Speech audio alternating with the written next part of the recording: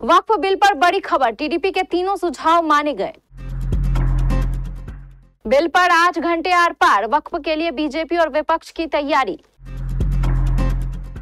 दुष्कर्म मामले में मोहाली कोर्ट ने सुनाई सजा, फैसला सुन पीड़िता हुई बेहोश।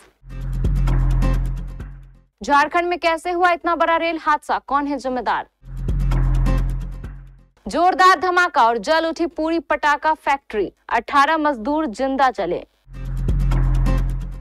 परमाणु हमला कर देंगे, ईरान को ट्रंप की धमकी के बाद खामेनेई के सलाहकार ने दिखाई आंखें। रूसी तेल के खरीदारों को ट्रंप ने दी टैरिफ की चेतावनी, भारत पर क्या होगा असर? ये 3 बड़े कारण, शेयर बाजार में भगदड़। ईद पर सिकंदर का जलवा, सलमान खान की फिल्म ने दूसरे दिन की ताबड़तोड़ कलेक्शन। और लखनऊ के एकाना में आईपीएल मैच का तड़का।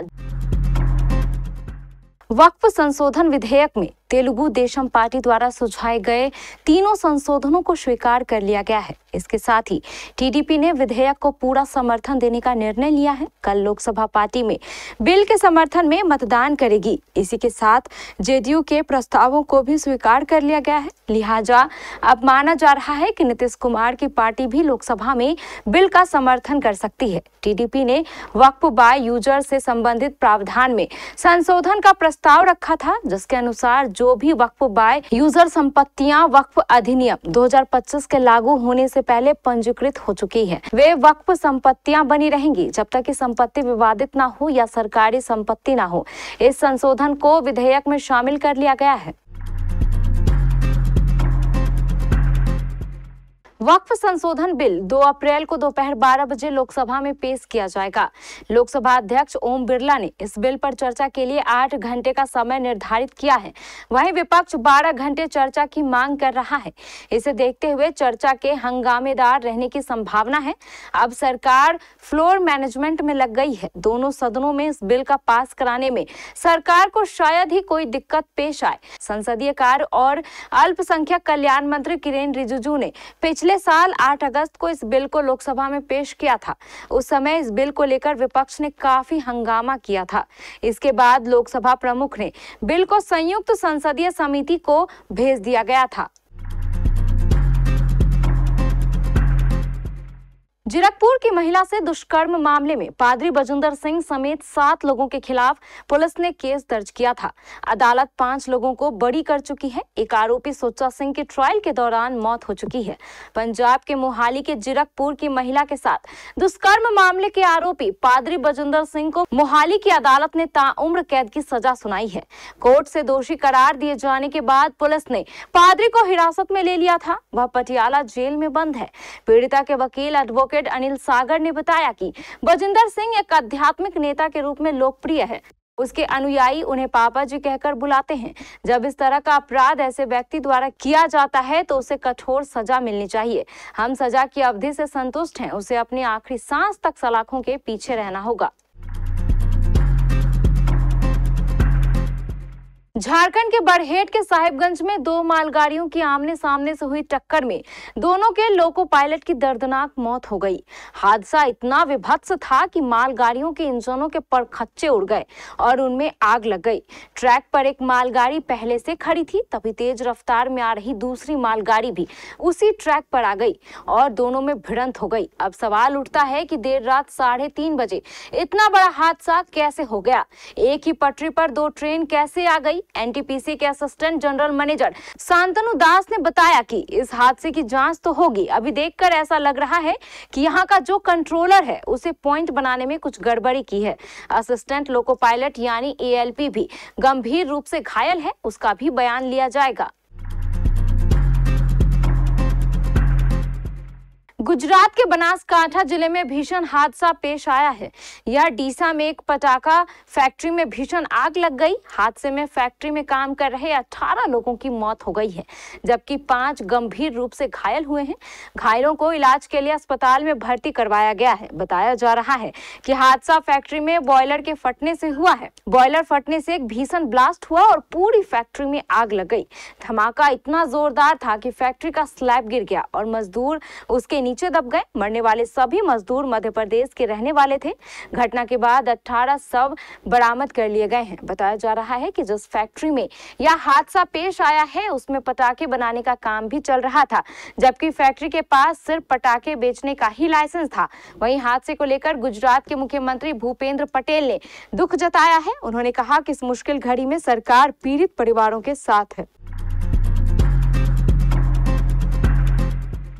ईरान के supreme leader Ayatollah Khan Khamenei के सलाहकार अली लारिजानी ने सोमवार को कहा, अगर अमेरिका या उनके सहयोगी देश अगर ईरान पर हमला करते हैं तो हमारे पास अपनी रक्षा के लिए परमाणु हथियार का इस्तेमाल करने के अलावा कोई विकल्प नहीं बचेगा।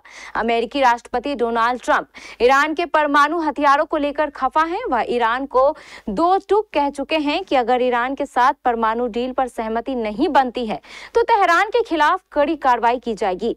इस पर अब ईरान ने ट्रंप को जवाब दिया है। ईरान के supreme leader Ayatollah Khan Khamenei के सलाहकार अली लारिजानी ने सोमवार को कहा कि अगर अमेरिका या उसके सहयोगी देश अगर ईरान पर हमला करते हैं तो हमारे पास अपनी रक्षा के लिए परमाणु हथियार का इस्तेमाल करने के अलावा कोई विकल्प नहीं बचेगा। डोनाल्ड ट्रंप ने हाल ही में चेतावनी दी है कि वो रूसी तेल के खरीदारों पर नया टैरिफ लगा सकते हैं। ट्रंप की इस नई धमकी पर भारत के ऑयल सेक्टर के विश्लेषक चिंता जता रहे हैं। उनका कहना है कि ट्रंप अगर सच में ऐसा करते हैं तो भारत को रूस से तेल की खरीद रोकनी पड़ सकती है। अमेरिकी राष्ट्रपति डोनाल्ड ट्रंप की एक धमकी से भारत की रूसी तेल खरीद पर खतरा मंडराने लगा है। रविवार को राष्ट्रपति ट्रंप ने कहा कि वो रूसी राष्ट्रपति व्लादिमीर पुतिन के साथ शांति वार्ता की धीमी प्रक्रिया से परेशान है। उन्होंने चेतावनी दी कि अगर उन्हें लगा कि रूस यूक्रेन के साथ युद्ध खत्म करने की उनकी कोशिशों को रोक रहा है तो वो रूसी तेल के खरीदारों पर अतिरिक्त टैरिफ लगा देंगे। रूस भारत का शीर्ष तेल आपूर्ति करता है और अगर ट्रंप ऐसा करते हैं तो भारत के सामने बड़ी मुश्किल खड़ी हो जाएगी। भारतीय शेयर बाजार में आज बड़ी गिरावट देखी गई। शुरुआती कारोबार में मामूली गिरावट थी, लेकिन दोपहर बाद बाजार में हैवी गिरावट आ गई। सेंसेक्स 1390 अंक से टूटकर और निफ्टी 353 अंक तक गिरकर क्लोज हुआ। इसके अलावा बैंक निफ्टी में 737 अंकों की गिरावट आई। सेंसेक्स अभी 76,024 जबकि निफ्टी 23,165 पर क्लोज हुआ।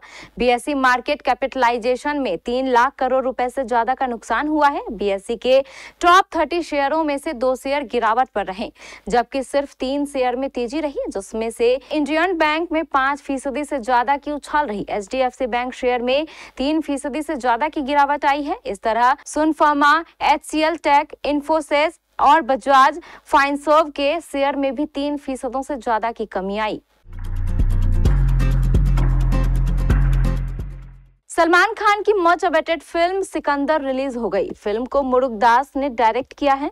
ओपनिंग डे पर फिल्म का कलेक्शन उम्मीद से कम हुआ, लेकिन दूसरे दिन इसने रफ्तार पकड़ी है। क्रिटिक्स और ऑडियंस से मिले जुले रिव्यू मिल रहे हैं। फिल्म ने रश्मिका मंदाना, काजल अग्रवाल, प्रतीक पाटिल, सत्यराज और शर्मन जोशी जैसे किरदार हैं। फिल्म ने दूसरे दिन 29 करोड़ रुपए का कलेक्शन किया। सिकंदर ने 2 दिन में 55 करोड़ रुपए का कलेक्शन किया। सैकनिल्क की रिपोर्ट की माने तो सिकंदर ने भारत में पहले दिन 26 करोड़ रुपए कमाए और सोमवार को लगभग 29 करोड़ रुपए की कमाई की। इन शुरुआती अनुमानों के साथ कुल कलेक्शन अब 55 करोड़ रुपए हो गया है। सलमान बॉक्स ऑफिस पर सिकंदर निकलते हैं या नहीं, ये तो आज के कलेक्शन पर निर्भर करता है। उत्तर प्रदेश की राजधानी लखनऊ के इकाना स्टेडियम में आईपीएल 2025 का पहला मैच होने जा रहा है। इस मैच को देखने के लिए बड़ी संख्या में दर्शक स्टेडियम पहुंच सकते हैं। इसको देखते हुए लखनऊ पुलिस ने खास इंतजाम किए हैं। शहीद पथ की ओर जाने वाले रास्ते पर रूट डायवर्जन किया गया है। वहीं इस बार इकाना स्टेडियम में कुल 7 आईपीएल मैच होने हैं, जिसमें से 5 मैच सिर्फ अप्रैल महीने में ही होने हैं। आज एलएसजी और पंजाब किंग्स के बीच पहला मैच खेला जाएगा। इस दौरान शहीद पथ पर ऑटो और ई रिक्शा पूरी तरह से प्रतिबंधित रहेगा।